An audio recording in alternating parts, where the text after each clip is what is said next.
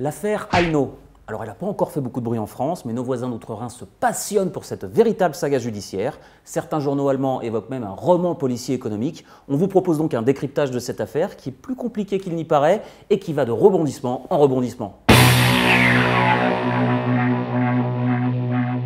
Le 13 juillet, le groupe Alno AG, qui compte les marques Alno, Wellmann et Pinault, est placé à sa demande en procédure d'insolvabilité, ce qui correspond plus ou moins en Allemagne à notre redressement judiciaire. Oui, mais comme nous l'a expliqué Sven Schreiber, directeur export du groupe, Alno a bénéficié du statut d'auto-administration. Alors à la différence d'un redressement judiciaire classique, qui voit l'entreprise placée sous la responsabilité d'un administrateur, ce statut spécifique laisse, dans une certaine mesure, la direction existante aux commandes. Et à en croire M. Schreiber, il faut, pour en bénéficier, démontrer au tribunal de commerce que les possibilités de redressement sont vraiment prometteuses.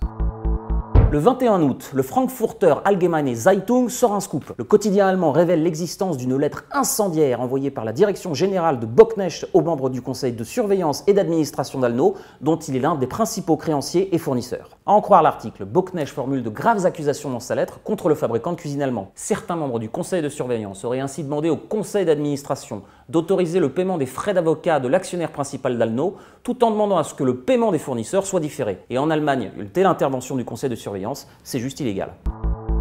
Quelques jours plus tard, la presse allemande se fait l'écho d'une plainte déposée auprès du tribunal de commerce par une holding baptisée First IPA. Celle-ci demande que soit mis un terme immédiat à la procédure d'auto-administration dont bénéficie Alno. Nous avons obtenu confirmation que des créanciers et fournisseurs d'Alno, dont Bocknecht, ont soutenu cette plainte, et d'après Manager Magazine, certains ont même menacé d'interrompre leur livraison si First IPA n'obtenait pas gain de cause.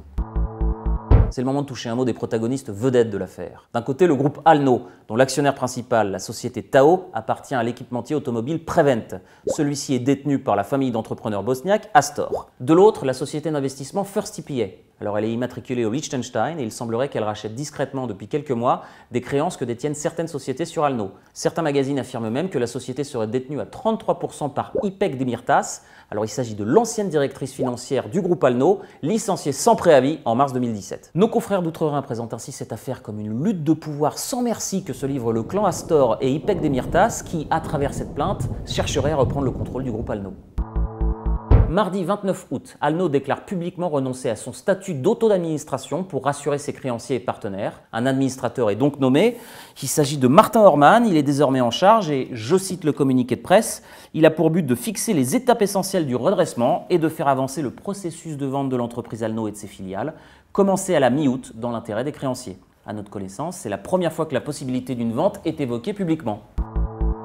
Si Alno a pris cette décision, c'est évidemment pour calmer le jeu, restaurer la confiance dans l'intérêt de tous les partis et diriger avec sérénité cette procédure de redressement. Et ça, à mon avis, c'est une excellente nouvelle pour tous les partenaires et distributeurs, notamment ceux de France. Pour avoir échangé ces dernières semaines avec plusieurs cuisinistes distribuant les marques du groupe Alno, je peux affirmer que certains avaient une confiance toute mitigée quant à l'issue de cette affaire, du fait de livraisons incomplètes ou tardives ces derniers mois, et surtout d'un manque d'informations criard. Le fait de savoir que le groupe prend désormais toutes les mesures possibles pour rétablir la relation de confiance avec les clients et les fournisseurs, ça devrait les rassurer un peu. Surtout que selon Alno, cette nouvelle donne n'impactera en aucune manière les livraisons prévues. Dans 2 à 4 semaines au plus tard, selon nos informations, les livraisons des pièces manquantes auront été livrées. Il faut savoir que la production a repris depuis peu. Tout semble donc se diriger vers une conclusion satisfaisante pour tous, sauf que...